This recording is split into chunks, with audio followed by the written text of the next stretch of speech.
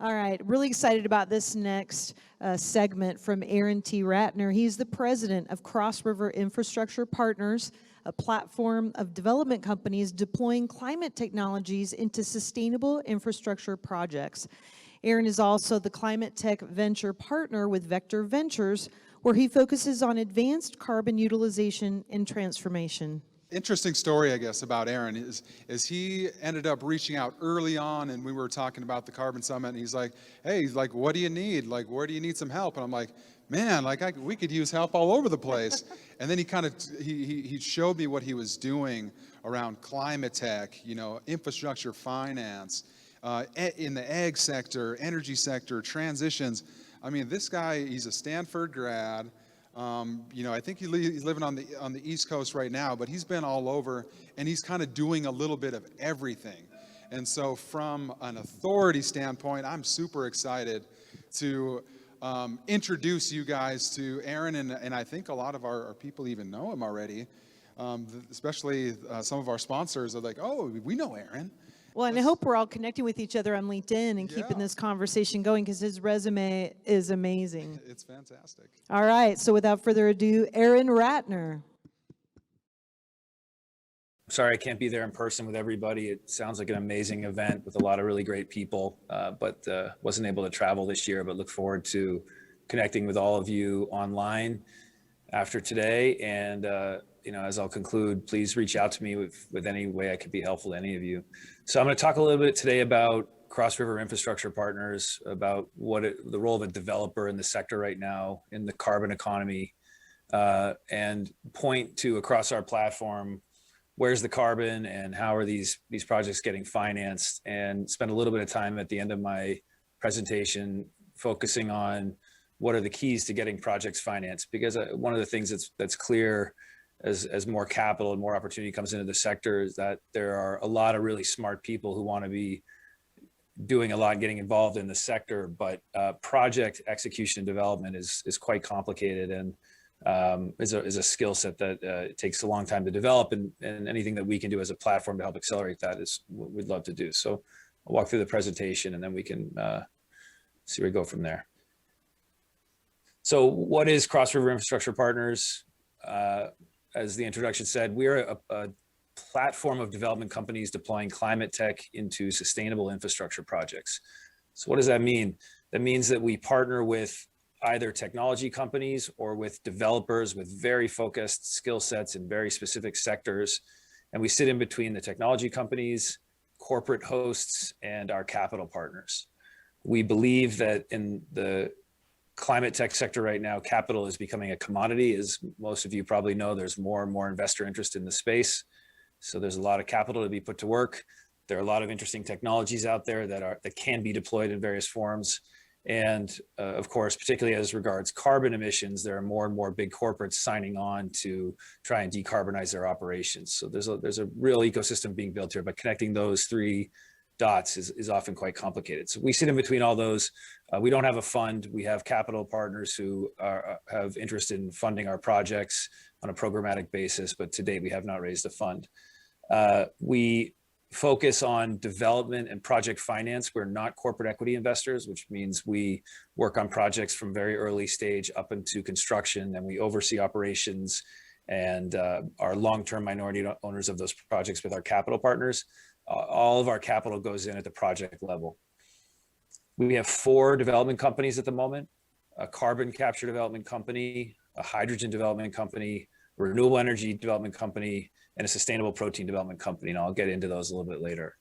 The team that we have is based in Greenwich, Connecticut. We have 6 people on the team right now, and we're growing and expanding. And we have financed and developed projects across multiple sectors and have over 100 years of experience in the space. So what are the development companies we have, and how are they relevant in the carbon economy, and how are they getting financed and built?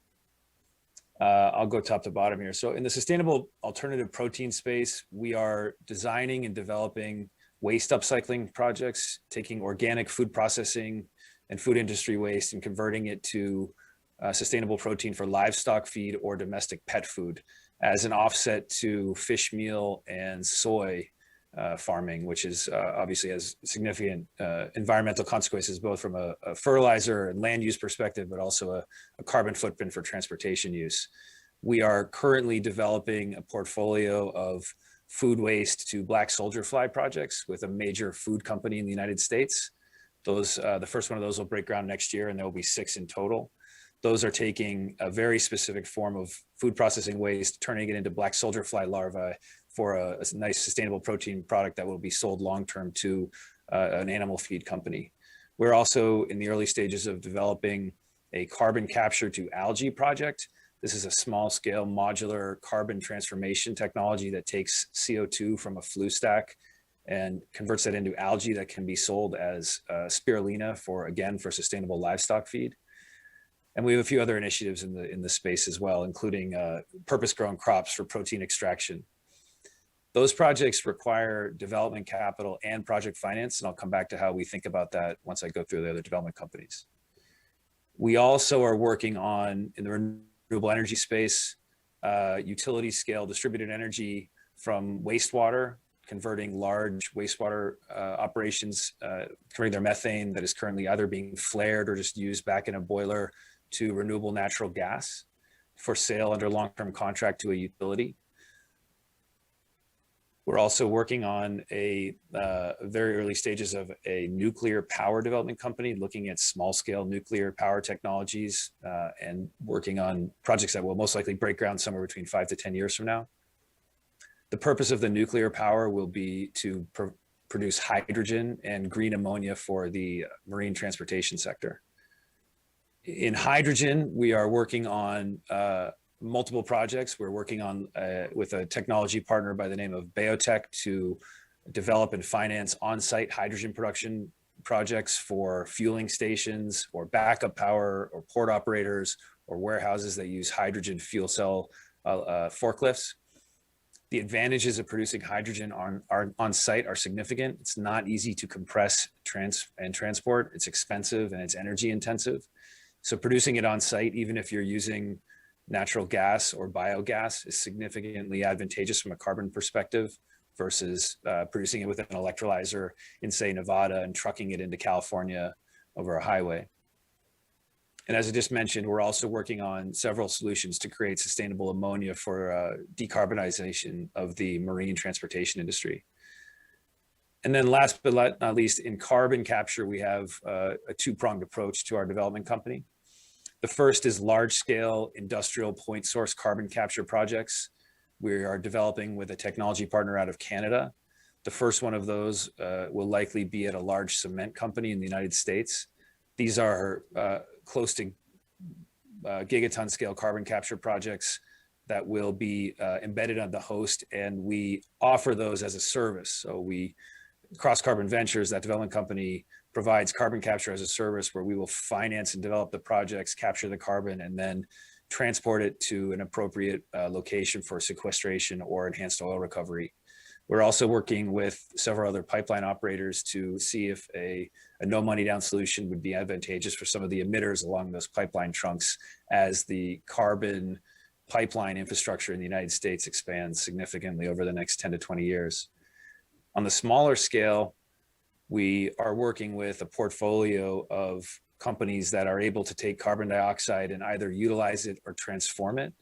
On the utilization side, we have a small scale capture company that is able to capture CO2 from industrial emissions, clean that CO2, and then resell it or toll it back to the host emitter.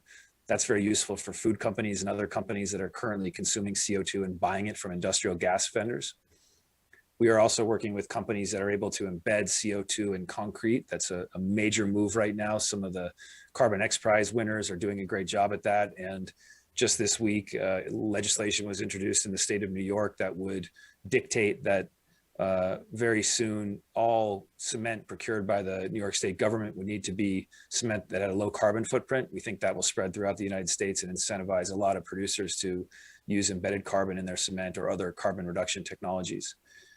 We also are working with companies that can take carbon dioxide and break it apart, the carbon dioxide electrolyzer, convert that into CO to produce ethylene as a key input into plastics or other manufactured products or chemicals.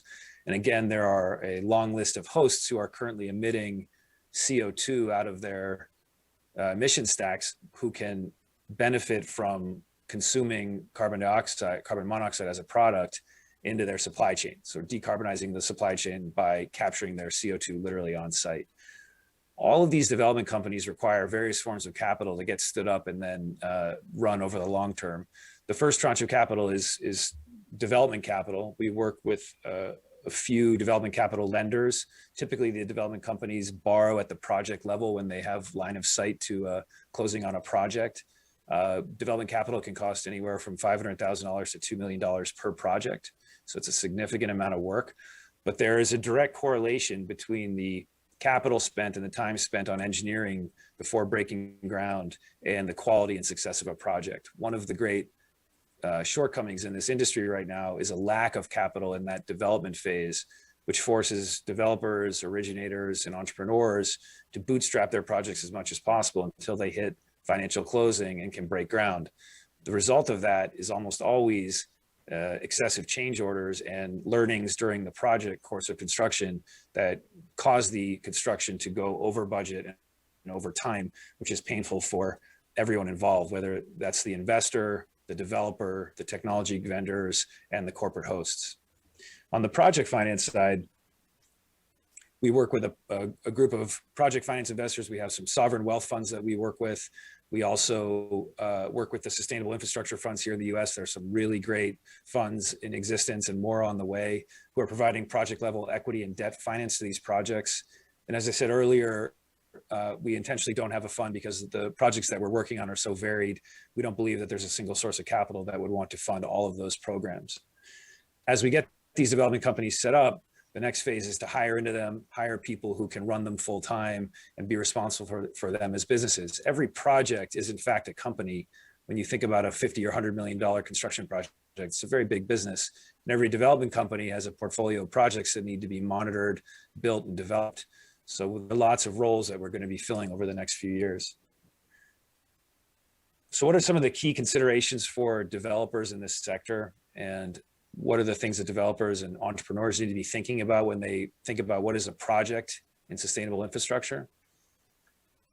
The first is, what's the development timeline and what's the budget to get to a financial closing with an investor? Oftentimes, entrepreneurs who have never been through this process before don't understand how long it takes, how expensive it is, and how much expertise is required to actually close on institutional capital to finance a project. One of the things about project finance is that it's more affordable capital than private equity. Typically, the returns are in the mid-teens, which means the investor will make roughly a 15% IRR over a 10 to 20-year period. That's significantly lower than private equity. One of the reasons that capital is a lower cost is because the project needs to be de-risked. And that requires a considerable amount of work prior to investment that most people don't quite understand when they get into this business. So what are the boxes to check on the way to getting to a closing? The first is, where's the project going to be? Where's the site? Who is the corporate host? Is that corporate host really truly committed to the project? And then what permits are involved? And permits are a big deal. Anytime you're considering a project, you want to be very clear about which permits are going to be required for your project, which are very specific to the state you're in. And among those permits, how expensive are they? How long does it take to apply and obtain them? And which ones are binary, meaning which ones can be declined and therefore kill your project? Because typically you want to try to minimize the amount of capital you spend before you find that out. The anchor to most projects in climate tech is really what's the feedstock or the input, whether that's carbon dioxide, wastewater, any form of industrial emission, livestock manure, food waste. Finding an anchor tenant, finding that emissions, that waste stream is typically critical for the project.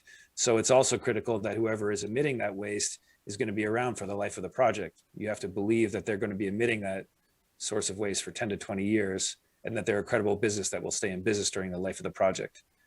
It's also really critical to make sure that there are backups for that, because most of these projects, once they're built, are not able to be moved. The next consideration that's critical for these projects is, what's the offtake and what are the outputs of the project? So on the offtake side, if you're converting wastewater biogas to renewable natural gas, you have to get it into a pipeline. You have to sell it as RNG to a long-term buyer.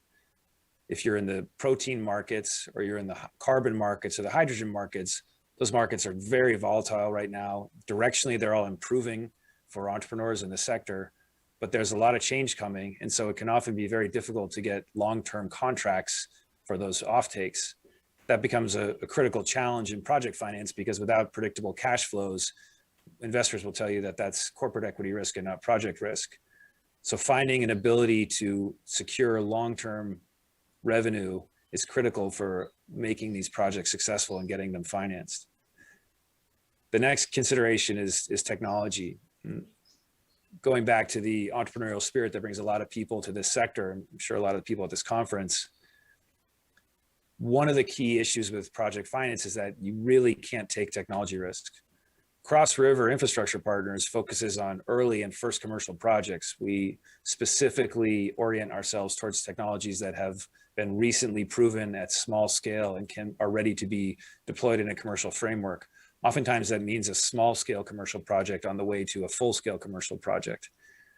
But in project finance, and project development, once you go down the road of breaking ground and building a project around a specific technology, you've got to know that it works. There are a lot of examples of projects out there, whether it's anaerobic digestion, waste to value, converting various forms of organic waste to fuels or plastics, wherein the technology didn't work and the project underperformed and ended up being an incredible disappointment for everybody. So it's always critical when meeting with technology vendors or technology providers to make sure there's a reference facility and they know what they're doing, and that the scale up is understood by whoever's going to do the engineering for the project. That brings me to the engineering provider. There are a lot of big engineering firms in the world that are trying to get into this space.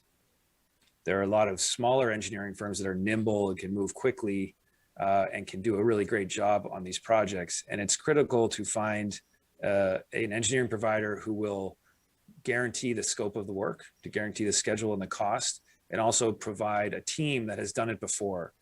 The percentage of projects that go sideways because it's a first-time team in the clean tech sector is over 90%.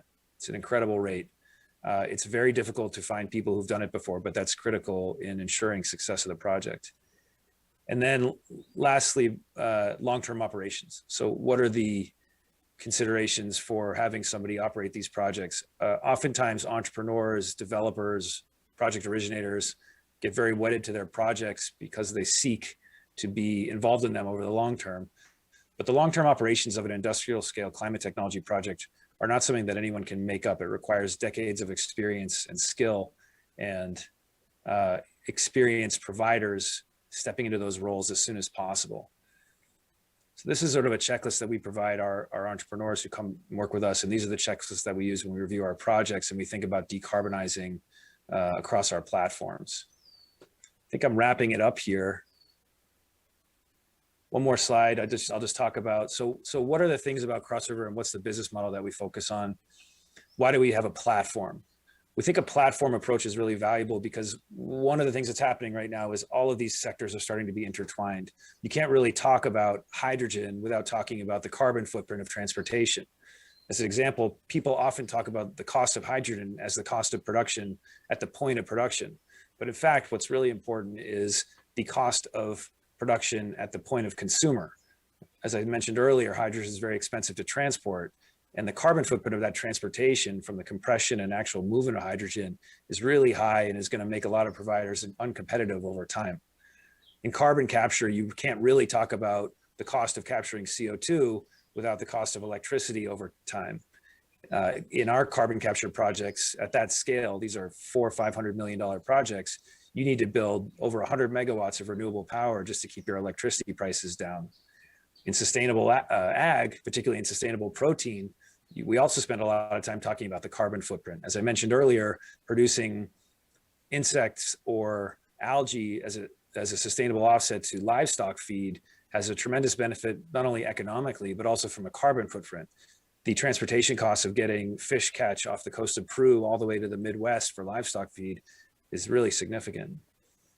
So as these sectors start to complement each other and the learnings occur, we find that we see carbon and we see the carbon footprint in everything we do, and that allows us to think about the decarbonization of everything we're doing on a very holistic level. Diversifying also allows us to maximize the amount we're learning on our first of a kind projects. As I mentioned earlier, the model focuses specifically on folk projects where we are developing, constructing, and operating early commercialized projects that have no long-term operating commercial precedent. There's a lot of risk in that, but fortunately in this sector, the ecosystem is really coming around to it. There are insurance companies that will provide multi-year insurance products to incentivize construction and financing of projects like this. There are investors, both sovereign wealth and institutional investors, and some high net worth pockets who are increasingly interested in financing projects like this. And there are lots of research lots of research is being conducted right now about how to close that gap. The sort of early commercial, first commercial gap is probably the least funded part of the sector. There's an incredible amount of venture capital. There's a little bit less growth equity, but still an abundant amount. There's a ubiquitous amount of capital for project finance when you get to a completely de-risked technology, but that early technology commercialization phase remains a little risky, and the capital is a little bit harder to find. And that's at the moment where Cross River is spending our time, because we think if we can solve that link, then we can really start to scale up the decarbonization across all the sectors that we're playing in. With that, I'm going to say thank you very much for your time. I wish you all the best of luck, and I hope to hear from any of you that have anything to talk about or work on together.